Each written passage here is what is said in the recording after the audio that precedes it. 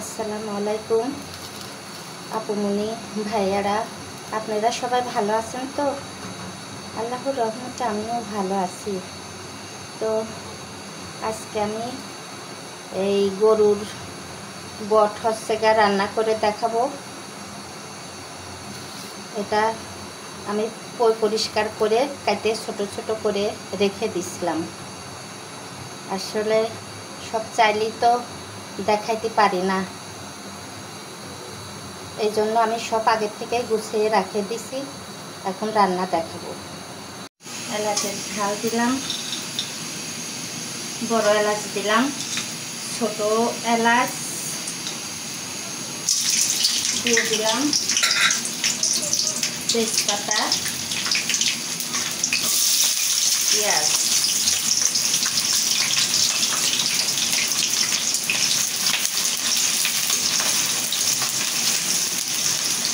আমি তেলটা আগেই কড়াইতে দিয়ে দিয়েছিলাম গরম হওয়ার জন্য।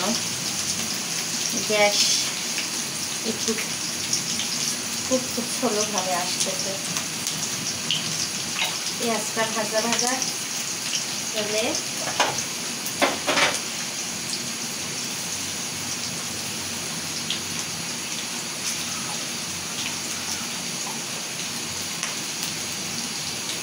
আদা রসুন বাটা দিলাম। আদা রসুন পেঁয়াজ আমি একসাথে করে বেটে রাখছিলাম।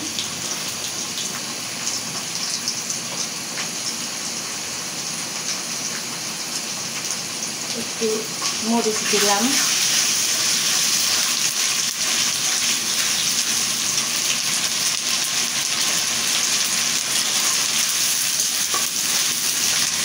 ভালো করে আমি মশলাটা কষিয়ে নেব যাতে কাঁচা ভাবটা চলে যায়। তারপরে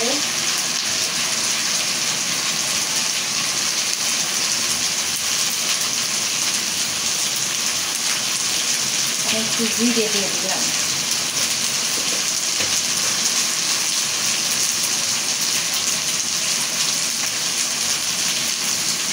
একটু লবণ দিয়ে দিলাম,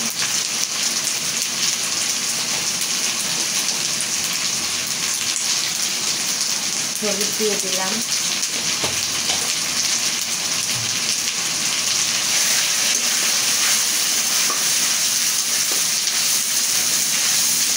একটু পানি দিয়ে ভালো করে কষিয়ে নেব।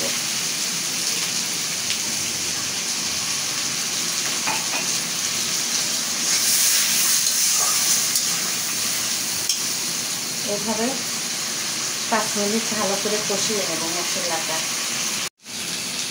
তো আমার মশলাটা কষিয়ে হয়ে গেছে ভালোভাবে, আমি এটা কষিয়ে নিচ্ছি।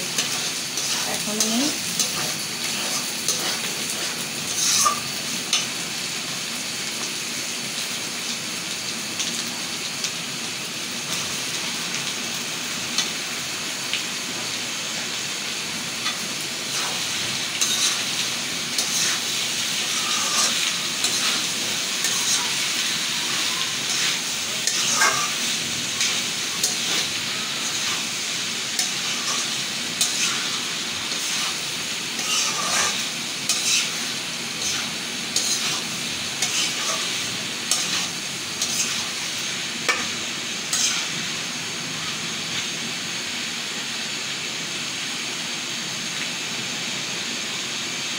একটু আমি গরম পানি ব্যবহার করব।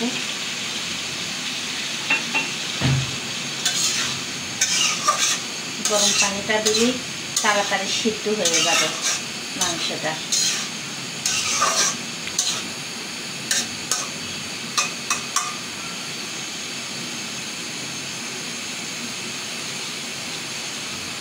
এইভাবে ঢেকে রাখবো।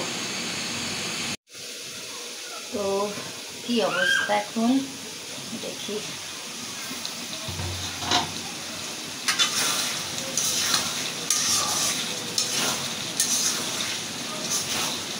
আমি এভাবে সুন্দর করে বটটা ভালো করে ভাজা ভাজা করে নেব। একটু ভালোভাবে কষিয়ে আগে সিদ্ধ করে তারপরে ভাজা ভাজা করে মানে এইভাবে আবার ঢেকে দিয়ে গেলাম। তো আবার চলে আসলাম, ঢাকনাটা উঁচু করে দেখি এখন কি অবস্থা।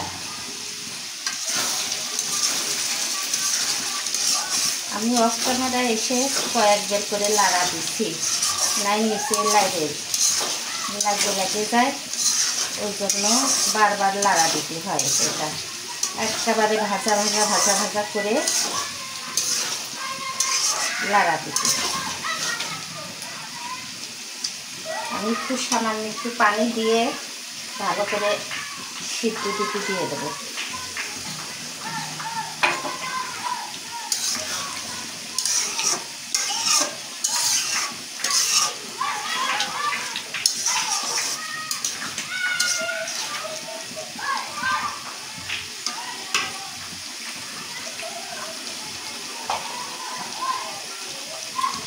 এইভাবে আমি ঢেকে দিলাম,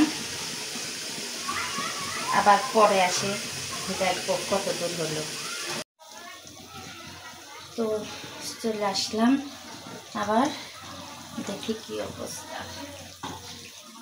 কাঁচামরিচ 4-5টা দিয়ে দিলাম।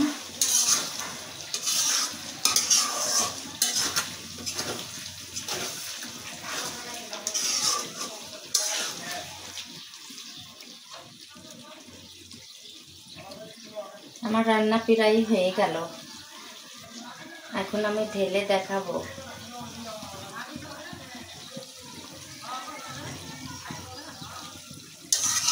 ভাজা হয়ে গেছে। আপনারা চাইলে এসে আরও ভাজা করতে পারেন, সেটাও ভালো লাগবে। আমি একটু মাখা গাও মাখা করে একটু ঝোল রাখছি, যাতে ভাতের সাথে খাইতে ভালো লাগে। আমি এখন ঢেলে দেখাবো। তো হয়ে গেল আমার বট রান্না। আপনারা বাসায় এইভাবে করে করবেন, ভুনা করে বট রান্না করবেন। পরোটার সাথেও খাইতে খুব ভালো লাগবে, গরম ভাতের সাথেও খাইতে ভালো লাগবে।